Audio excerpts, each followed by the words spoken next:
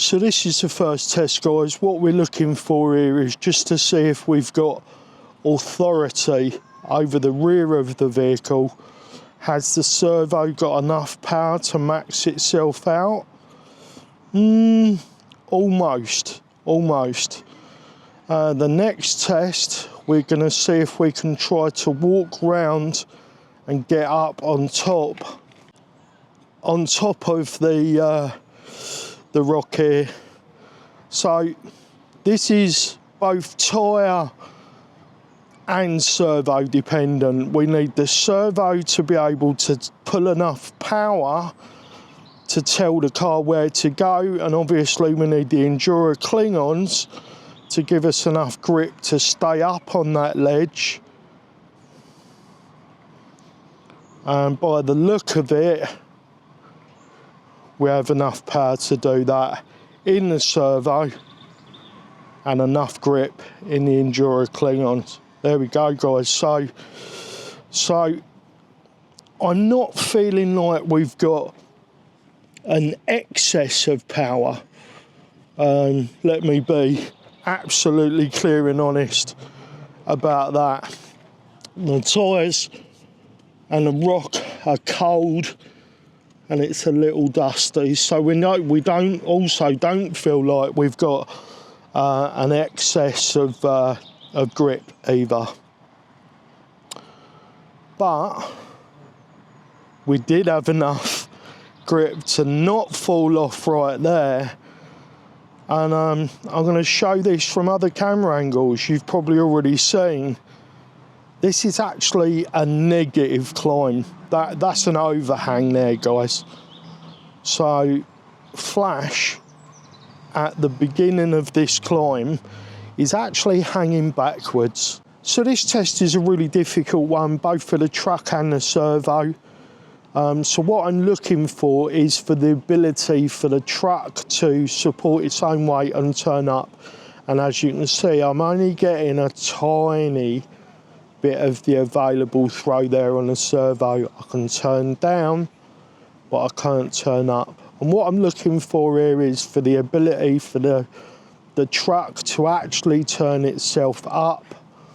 I'm not trying to kill the servo here, guys, but I'm pushing it so you don't have to. Well, I feel like the servo is doing really well for the money, and for most people it's going to be absolutely fine.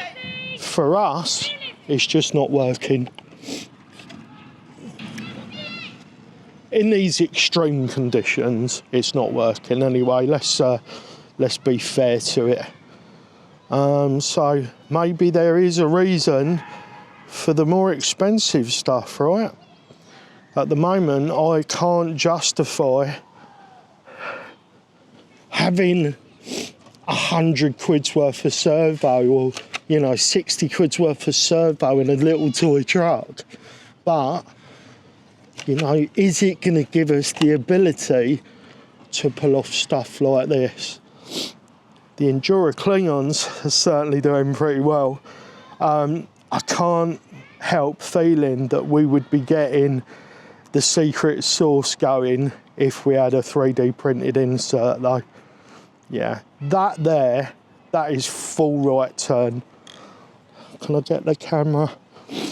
No, I was going to try to put the radio in the shot, the transmitter in the shot. I wonder if we can wiggle the bottom round enough to get the pull. These were the two extreme tests. Let's just do some general crawling, and I'm going to try to tell whether we've actually gained performance overall. We did on the first obstacle. We haven't done this one before, but this was a definite fail. So I'm going to be doing some stuff that I normally do with this truck, just to see if I feel like we've got more authority over the steering.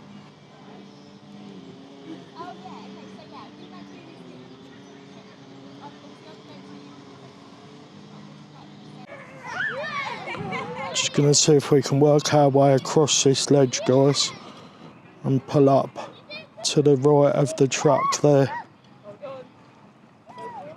It's steering input's critical here, so this is somewhere that a servo really matters.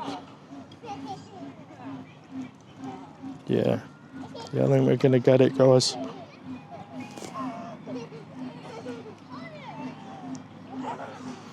And there she goes. Kind of feel like if we had the axle weights that are available for this, that we'd be able to pull these ledges a little bit easier. But I think the extra weight of the servo has helped the stability slightly, as it's servo and axle. The side hill actually seems to be slightly improved. So we have just hit low voltage there, guys. Feels like the battery cut-off did kick in a little bit earlier than it has on previous visits to the rocks here, which could be an indicator that the servo is a little bit on the thirsty side. I don't have the electrical testing apparatus to verify that for you, unfortunately, but albeit somewhat anecdotal, we do seem to have got to the point where the vehicle shut off a little bit sooner. So make of that what you will. So, the servo seems a lot snappier on a fresh battery. This one's not hot. Let's get the shell on and see if we've got any gains. One of the things worth mentioning, if you're interested in getting one of these vehicles,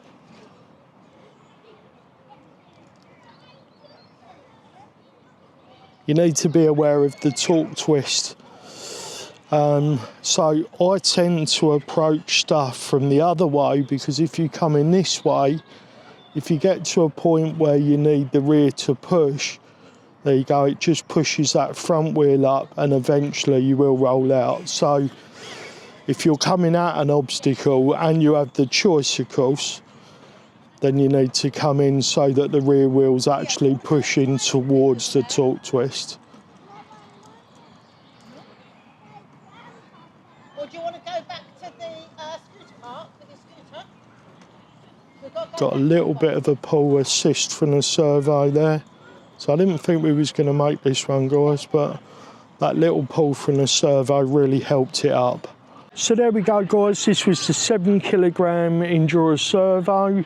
Overall, I do feel like it has improved the steering capabilities of the vehicle, but this might be a better upgrade for someone who's doing scale stuff, like for some of the extreme stuff that you're going to be doing with the CR18p Pro Evo Brushless Flash. I really do feel like you could do with a bit more meat on the bone.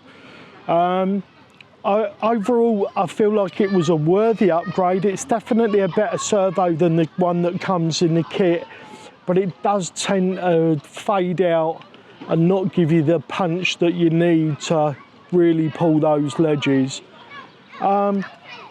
This is going to be an ongoing thing. I'm going to be putting a few more servos through this over the time, and hopefully we manage to get a really decent servo in here that does the things, you know.